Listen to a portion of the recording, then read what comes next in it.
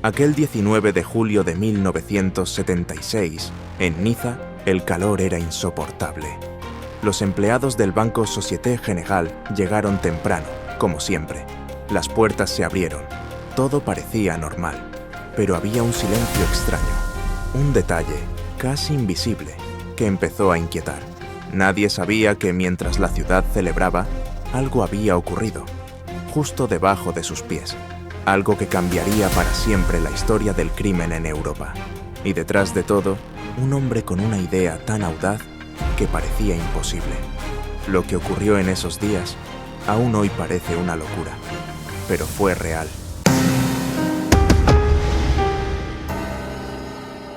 Albert Roman Spaggiari nació el 14 de diciembre de 1932 en Laragne-Montéglin, una pequeña localidad montañosa del departamento de los Altos Alpes, en Francia.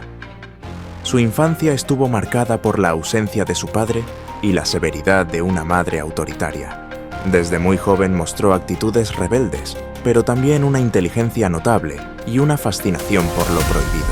A los 20 años, se alistó como paracaidista en la Guerra de Indochina, donde sirvió con valor, aunque también con arrogancia.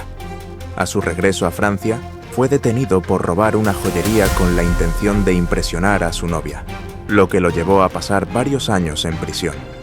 Allí se sumergió en lecturas sobre anarquismo, filosofía y criminología. Más adelante, se unió a la OAS, la Organización del Ejército Secreto, una célula ultraderechista que intentó frenar la independencia de Argelia. Fue arrestado por su implicación y encarcelado nuevamente.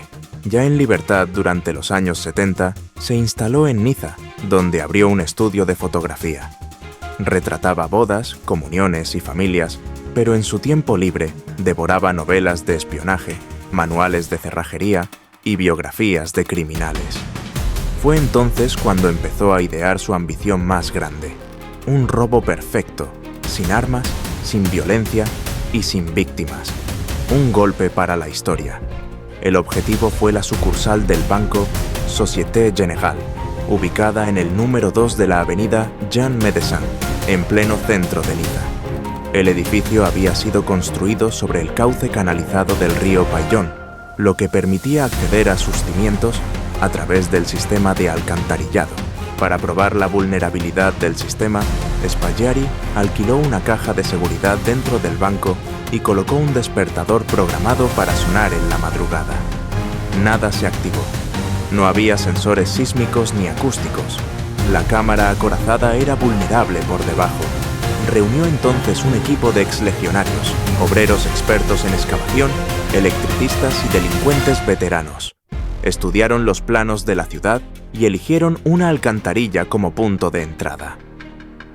Entre mayo y julio de 1976, cavaron cada noche un túnel de más de 8 metros.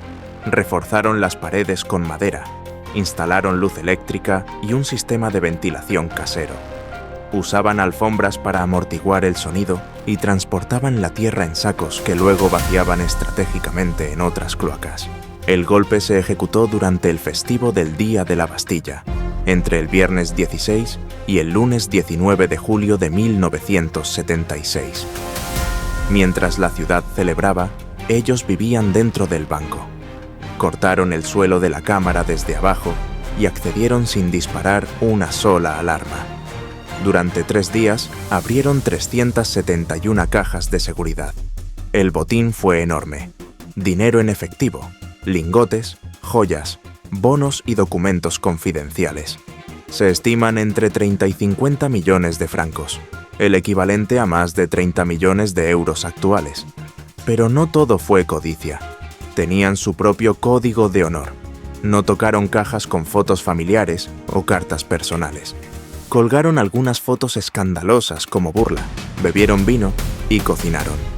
La bóveda se convirtió por unos días en su refugio subterráneo. Antes de marcharse, Spaggiari dejó un mensaje pintado en la pared. Sin armas, ni odio, ni violencia. El robo desconcertó a la policía. No había señales de ingreso forzado. El banco parecía intacto hasta que inspeccionaron las cloacas y descubrieron el túnel, aún con herramientas y luces encendidas. un garaje alquilado cerca del banco reveló tierra removida, lo que condujo a los primeros arrestos. Entre ellos, el marsellés Pierre Benetti, quien, bajo presión, confesó y delató a Spaggiari como el cerebro del golpe. El 27 de octubre de 1976, Spaggiari fue arrestado sin resistencia al aterrizar en el aeropuerto de Niza-Côte d'Azur.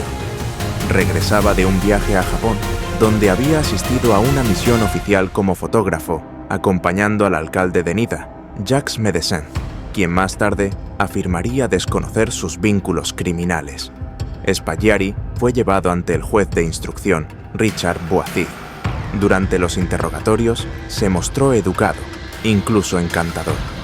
Negó haber participado directamente en el robo, aunque dejó entrever su simpatía por el acto. Declaró que el dinero sería destinado a financiar una red secreta llamada Catena, que supuestamente luchaba contra la decadencia moral de la sociedad y el poder de la banca. Algunos vieron en sus palabras una coartada ideológica, otros una estrategia teatral. Fue encarcelado preventivamente en la prisión de la Santé, pero pronto trasladado a Niza para las audiencias del juicio. El 10 de marzo de 1977, en el Palacio de Justicia de Niza, se presentó ante el juez Boissy para una vista formal. Spaggiari, vestido con traje oscuro y corbata, pidió acercarse al estrado con el pretexto de mostrar unos documentos cifrados. El juez accedió. En cuestión de segundos, Spaggiari se impulsó con ambas manos sobre el escritorio, saltó por la ventana abierta del segundo piso, unos 10 metros de altura, cayó sobre el techo de un Renault 5 estacionado, rodó por el capó, se incorporó sin titubeos y subió a una motocicleta conducida por un cómplice que lo esperaba con el motor encendido. La fuga fue tan osada que muchos creyeron que había sido planeada con ayuda interna. Algunos testigos afirmaron haber visto a otro hombre dentro del tribunal que podría haber desactivado el control de acceso. La motocicleta desapareció en las callejuelas del casco antiguo de Niza. Nunca fueron identificados, ni el conductor ni el vehículo. Había burlado a la justicia con la misma elegancia y audacia con la que había robado el banco, sin violencia, sin sangre, y con un sentido del espectáculo que sellaría su leyenda para siempre. Durante 12 años, Spaggiari vivió como un fantasma. Circulaban rumores que estaba en América Latina, que se había operado la cara, que vivía como millonario en un rancho de Paraguay. Se sabe que estuvo en Argentina, en Brasil y en Italia, donde pasó largas temporadas en la clandestinidad. Enviaba fotos disfrazado a la prensa, como si jugara con el mito que él mismo había creado. Murió en 1989, en una casa rural en Belluno, al norte de Italia, víctima de un cáncer de garganta. Su cuerpo fue transportado clandestinamente hasta Hyères, su ciudad natal, donde fue enterrado en secreto. En su tumba, años después, alguien dejó una placa que decía: «Aquí yace un hombre libre». En 2010, Jacques Cassandry, un veterano mafioso marsellés ligado a la red mafiosa conocida como La Brise de Mer de Córcega, publicó un polémico libro titulado Le Voleur, el ladrón, en el que revelaba ser el auténtico cerebro del legendario robo al Banco Société Générale de Niza de 1976. En sus páginas, Cassandry afirmaba que Albert Spaggiari, hasta entonces considerado el líder del atraco, no fue más que una fachada mediática, un personaje carismático y útil para desviar la atención de los verdaderos autores intelectuales. Cassandry sostenía que él y su equipo planearon meticulosamente el golpe, aprovecharon las conexiones mafiosas para la logística, y que Spaggiari fue incluido en el plan solo para que asumiera la responsabilidad pública si algo salía mal. Su historia desmontaba décadas de mitología en torno al caso y presentaba una versión mucho más fría y profesional de lo ocurrido.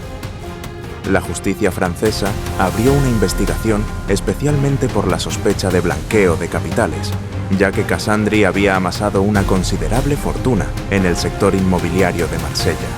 Sin embargo, el delito de robo había prescrito tras más de 30 años, por lo que no pudo ser juzgado por su confesión directa del atraco. El libro no solo generó un gran revuelo mediático, sino que también reabrió viejas heridas en la historia del crimen francés, cambiando para siempre la percepción de uno de los golpes más famosos del siglo XX. Hoy, casi 5 décadas después del golpe al Société Générale de Niza, el misterio sigue vivo. Ni los años ni las confesiones han cerrado el caso. ¿Fue Albert Spaggiari el genio tras el túnel o solo una figura carismática para desviar la atención? ¿Fue Jacques Cassandri el verdadero autor intelectual? Hasta hoy, nadie ha sido condenado. El botín no apareció, solo quedó un agujero perfecto, una fuga imposible y una historia digna de película.